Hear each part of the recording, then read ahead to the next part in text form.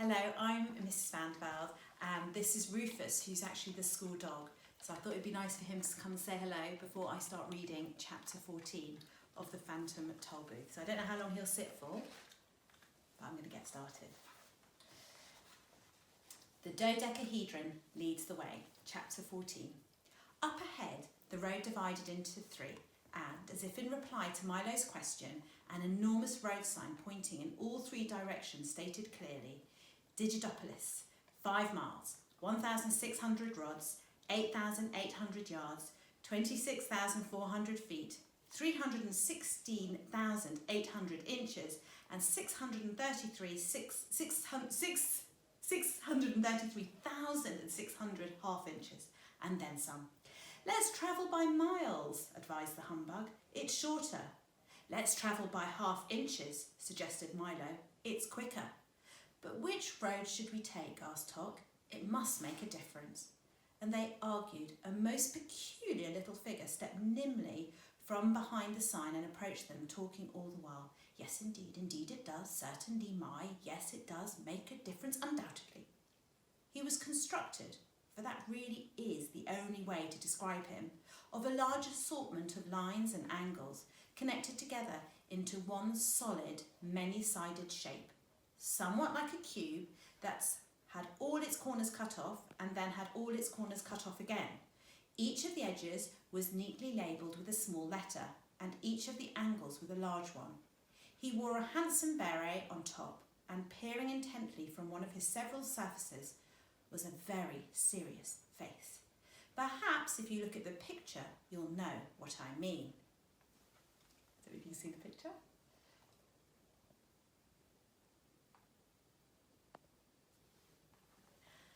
When he reached the car, the figure doffed his cap and recited in a loud, clear voice, "My angles are many, my sides are not few. I'm the dodecahedron. Who are you?" "What's a dodecahedron?" inquired Milo, who was barely able to pronounce the strange word. "See for yourself," he said, turning around slowly. "A dodecahedron is a mathematical shape with 12 faces." Just as he said it, 11 other faces appeared, one on each surface, and each one wore a different expression. "I usually use one at a time," he confided, as all but the smiling one disappeared again. "It saves wear and tear. What are you called?" "Milo," said Milo. "That is an odd name," he said, changing his smiling face for a frowning one. "And you have only one face?" "Is that bad?" asked Milo, making sure it was still there. "You'll soon wear it out, using it for everything," replied the dodecahedron. "Now, I have one for smiling, one for laughing, one for crying, one for frowning, one for thinking, one for pouting, and 6 more besides. Is everyone with one face called a Milo?" "Oh no," Milo replied. "Some are called Henry or George or Robert or John or lots of other things." "How terribly confusing," he cried. "Everything here is called exactly what it is. The triangles are called triangles. The circles are called circles. And even the same numbers have the same name. Why, can you imagine what would happen if we named all the 2s Henry or George or Robert or John or lots of other things? You'd have to say Robert plus John equals 4. And if the 4's name were Albert, things would be hopeless." "I never thought of it that way," Milo admitted. "Then I suggest you begin at once," admonished the dodecahedron from his admonishing face. "For here in Digitopolis, everything is quite precise." "Then perhaps you can help us decide which road to take," said Milo. "By all means," he replied happily. "There's nothing to it. If a small car carrying 3 people at 30 miles an hour for 10 minutes along a road 5 miles long at 11:35 in the morning starts at the same time as 3 people who've been travelling in a little automobile, at 20 miles an hour for 15 minutes on another road and exactly twice as long as 1/2 of the distance of the other, while a dog, a bug, a boy travel equal distance in the same time or the same distance in an equal time along a third road in mid-October, then which one arrives first? And which is the best way to go?" 17, shouted the humbug, scribbling furiously on a piece of paper. "Well, I'm not sure, but," Milo stammered after several minutes of frantic calculating. "You'll have to do better than that," scolded the dodecahedron. or you'll never know how far you've gone and whether or not you've even got there. I'm not very good at problems, admitted Milo. What a shame, sighed the dodecahedron. They're so very useful. Why, did you know that if a beaver 2 feet long with a tail a foot and a half long Why, did you know that if a beaver 2 feet long with a tail a foot and a half long can build a dam 12 feet high and 6 feet wide in 2 days? All you would need to build the Kariba Dam is a beaver 68 feet long with a 51-foot tail. Where would you find a beaver as big as that? Grumbled the humbug as his pencil point snapped. I'm sure I don't know, he replied, but if you did, you'd certainly know what to do with him. That's absurd, objected Milo, whose head was spinning from all the numbers and questions. That may be true, he acknowledged, but it's completely accurate, and as long as the answer is right, who cares if the question is wrong? If you want sense, you'll have to make it yourself. All 3 roads arrive in the same place at the same time, interrupted Tok, who had patiently been doing the first problem. Correct, shouted the dodecahedron, and I'll take you there myself. Now, you can see how important problems are. If you hadn't done this one properly, you might have gone the wrong way. I can't see where I made my mistake, said the humbug, frantically rechecking his figures. But if all the roads arrive at the same place at the same time, then aren't they all the right way? Asked Milo. Certainly not, he shouted, glaring from his most upset face. They're all the wrong way. Just because you have a choice, it doesn't mean that any of them has to be right. He walked to the sign and quickly spun it around 3 times. As he did, the 3 roads vanished and a new one suddenly appeared, heading in the direction that the sign now pointed. Is every road 5 miles from Digitopolis? Asked Milo. I'm afraid it has to be, the dodecahedron replied, leaping onto the back of the car. It's the only sign we've got. The new road was quite bumpy and full of stones, and each time they hit one, the dodecahedron bounced into the air and landed on one of his faces with a sulk, or a smile, or a laugh, or a frown, depending upon whichever one it was. We'll soon be there, he announced happily after one of his short flights. Welcome to the land of numbers. It doesn't look very inviting, the bug remarked, for as they climbed higher and higher, not a tree nor a blade of grass could be seen anywhere. Only the rocks remained. Is this the place where numbers are made?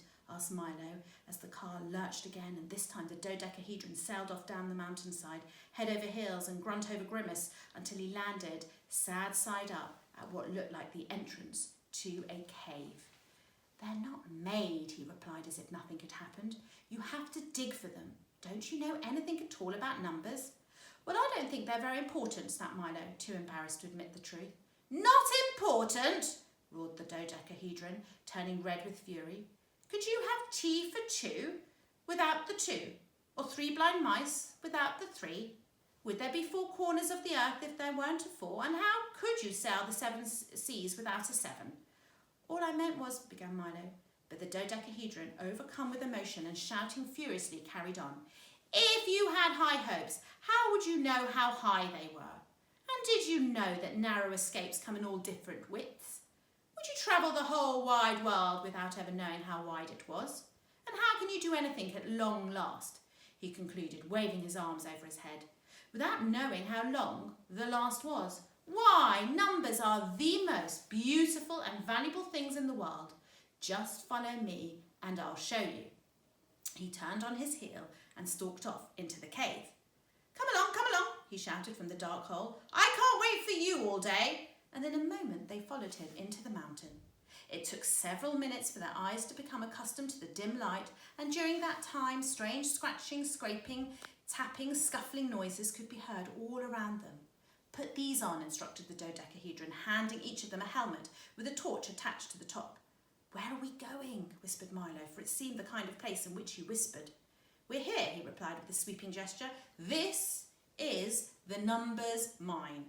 Milo squinted into the darkness and saw for the first time that they had entered a vast cavern lit only by a soft, eerie glow from the great stalactites which hung ominously from the ceiling.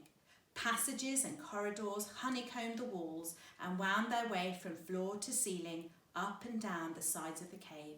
And everywhere he looked, Milo saw little men no bigger than himself, busy digging and chopping, shoveling and scraping, pulling and tugging carts full of stone from one place to another. Right this way, instructed the dodecahedron, and watch where you step.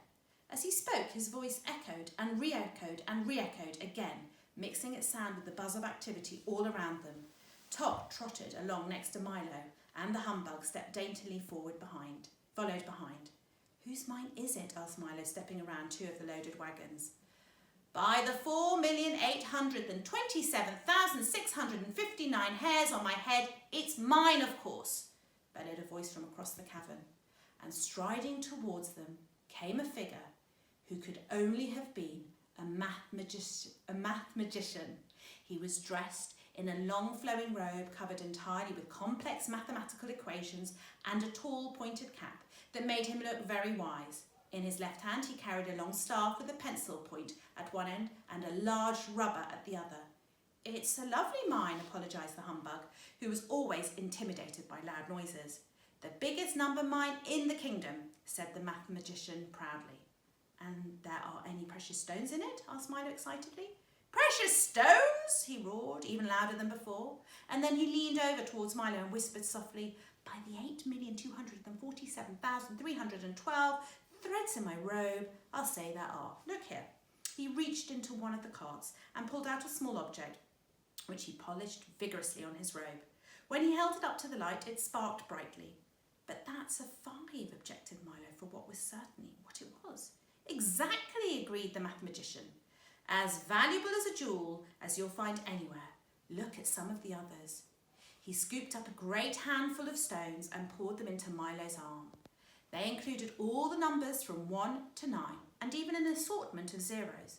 We dig them and polish them in here, volunteered the dodecahedron, pointing to a group of workers busily employed at the buffing wheels. And then we send them all over the world. Marvellous, aren't they? They are exceptional, said Tok, who had a special fondness for numbers. So that's where they come from, said Milo, looking in awe at the glittering collection of numbers.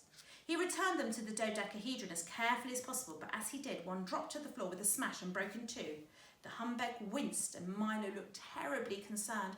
Oh, don't worry about that, said the math magician as he scooped up the pieces. We use the broken ones for fractions. Haven't you any diamonds or emeralds or rubies? Asked the bug irritably, for he was quite disappointed in what he'd seen so far. Yes, indeed, said the math magician, replied, leading them to the rear of the cave. Come this way.